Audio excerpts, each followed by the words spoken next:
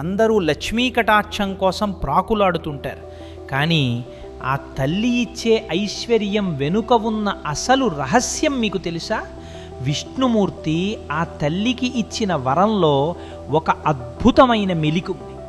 ఒకనాడు లక్ష్మీదేవి స్వామివారిని సేవించుకుంటూ, నేను కోరుకున్న వారికి ఎంతైనా ధనాన్ని ఇచ్చే అధికారం నాకు ప్రసాదించండి అని కోరింది.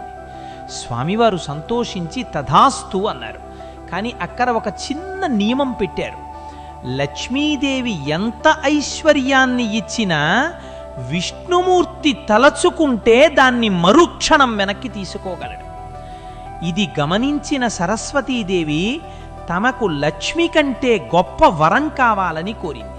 అప్పుడు స్వామివారు, తల్లి, నీవు ఇచ్చే జ్ఞానాన్ని మాత్రం ఈ సృష్టిలో నేను కూడా వెనక్కి తీసుకోలేను అని వరమిచ్చారు.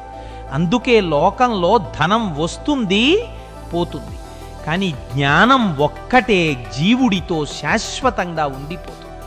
అందుకే నాయన, పోయే ధనం కోసం కాదు, ఏ దేవుడు కూడా దొంగిలించలేని ఆ అక్షర జ్ఞానం కోసం ప్రయత్నించు.